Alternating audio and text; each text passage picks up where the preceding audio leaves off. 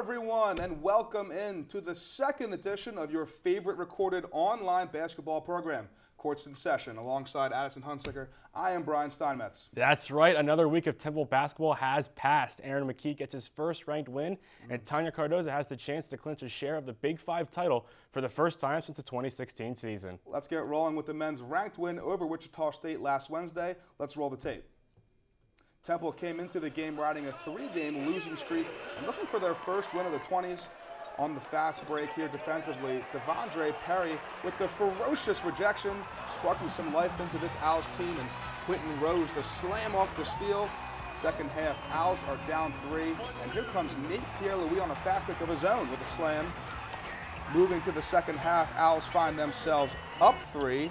Quentin Rose finds Nate Pierre-Louis, who kicks it out to Monty Scott in the corner, who drills it, and the Owls now lead by 6. And the bench and the crowd are starting to get that upset feeling. A few minutes later, back on the break, it's Scott to Jake Forrester to put the Owls up 10. Temple wins by 12, 65-53, and the fans storm the court at the Liacouras Center.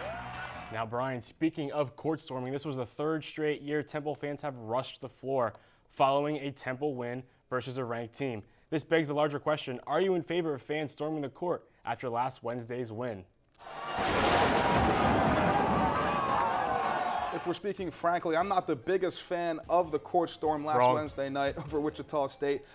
Wichita State was a 16 seed, and Temple isn't even that bad of a team. And Temple's had success in the past few years against Wichita State. So a win like this over Wichita State shouldn't be that surprising for us. Brian, I disagree with you. I'm pro court storming in any situation when you beat a ranked team at home. The problem I have with this court storming in particular is that it started off slow. Much like Thanos' hunt for the Infinity Stones, once he got to Wakanda, you knew it was over. By the way, questionable decision by Captain America to bring the fight to Wakanda. But once all the fans were on the court storming was fine. My problem is when fans are hesitant. If you look at past wins Temple had against ranked teams, Duke and Kansas, the fans were on the floor right away. That's a good court storm, but if you're going to do it, you got to commit to it. Also, another big problem with that is the lack of fans in general. I mean, no one's been going to these basketball games, so it's hard to have a good court storm if there's nobody going to the games. You can't have a single file line. You got to have what you see right there, where everyone just floods in from both sides of the court and storms the court as one. You can't have the single file line like we had at Wichita State. My question, Brian, is if you're a security guard and you're trying to prevent it from happening, at what point do you just get out of the way and let it happen? Because they stand there for 10 seconds trying to prevent fans from going on the court, and then they just get bulldozed anyway. Right. If I was a security guard, I would just. I know you're probably ordered to stand there, but I would just move out of the way. Like, there's no stopping it. There's a lot of kids coming your way, and you're just not going to stop it. No, not at all. Now, Temple has had success over the last decade against ranked opponents, so we're going to take you back in time and remind you of a few of them. Starting in the 2007-8 season, the first iPhone was released, and AMC's Breaking Bad premiered on television, and Temple men's basketball defeated the number 20 Xavier team. Now, the following year, 2008, 2 months after the Phillies won the World Series, Temple took down number 8 Tennessee thanks to Deontay Christmas and his 35 points. Later that season, Christmas dropped 20 and defeated Xavier once again. And in 2009, a Big Five matchup at the Liacouras Center ended in a 10-point victory for Temple over number 3 Villanova. In 2010, the Owls edged out 9th-ranked Georgetown by 3 at the Liacouras Center. The following year, the gold standard Duke Blue Devils traveled to the newly named Wells Fargo Center and lost a nail-biter at the hands of Khalif Wyatt. 2012 saw a pair of ranked wins against third-ranked and undefeated Syracuse at Madison Square Garden and 21st-ranked VCU. Wyatt scored 30 or more in each win.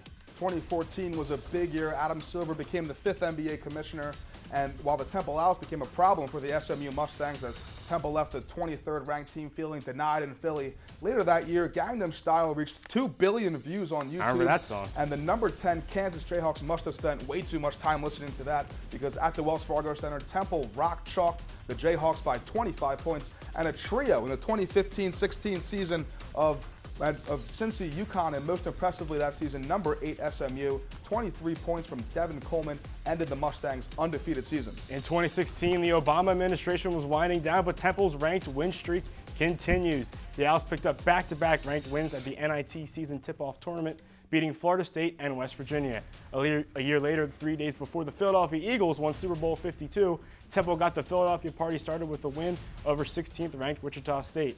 Fran Dunphy's final season saw 2 ranked wins at the Liacouras Center over Houston and UCF. And finally, we arrived at Aaron McKee's first-ranked win against 16th-ranked Wichita State last Wednesday. All of those ranked wins and big moments in this program's history are certainly positives when you realize the daunting task the Owls face if they want to go dancing in March. Here are the big games Temple is going to need to have in order to be considered for the field. A couple more ranked teams, and obviously that Memphis team is not the same team they started out with at the beginning of the season. And I like that Big 5 matchup with Villanova. Anything can happen there, but if all else fails, the AAC tournament is the surefire way to lock in that automatic bid. All the team needs to do is get hot for a couple of weeks and march down in Texas. Switching to the women's side, taking on South Florida. Late in the second quarter, tied up at 24, Marissa Maggins with the pocket pass.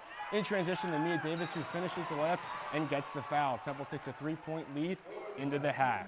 With under 8 minutes left in the fourth and the Owls up 11, Ashley Jones drives baseline and kicks it out to Mia Davis for her third three of the basketball contest. Davis finishes with a game-high 25 points. The Bulls march back, down 5 nearing the 2-minute mark. Eliza Pinzan grabs the offensive board and dishes to freshman guard Elena Tazinski, who drains her fourth three of the game to bring USF to within 2. Ensuing offensive possession, the Owls turn to none other than Mia Davis for a little ISO ball. Owls win their 5th straight overall and 4th straight in conference, 69-66. On Thursday, the Owls host Penn for a chance to earn a share of the Big 5 championship with Penn and Villanova. With the win, it will be the first time Temple has won the Big 5 since the 2016-17 season, when the Owls won it outright, going 4-0 in Big 5 play. So far this season, Temple is 2-1 in the Big 5, with its only loss coming at the hands of St. Joe's on November 11th. Penn is also 2-1, with its only loss coming at the Palestra against Villanova on January 15th. Villanova finished Big 5 play 3-1. The winner of Thursday night's matchup between Temple and Penn will decide which team will be Big 5 champions with Villanova. Seems a bit archaic of the Big 5 to not have some sort of tiebreaker to determine a singular winner. Like maybe a 3-on-3 pickup game to 21 or a game of horse or something, I'm not sure. But looking ahead at the women's schedule, they've already done well in conference at 4-2, and they'll need to keep that caliber of play against teams like UCF and Wichita State if they have any desire to play through March. And of course, just like for the men, the women can punch their ticket by winning their conference tournament. But you know, they'll have to go through UConn in the AAC tournament. That's held in UConn, so don't hold your breath. The last time either of these Owls teams were crowned conference champs, it was in back-to-back-to-back years as members of the A10 from 2008 to 2010 for the men and 2004 to 2006 for the women. But you never know what a little March magic could do. Unfortunately, that is all the time we have on this week's episode of Courts in Session.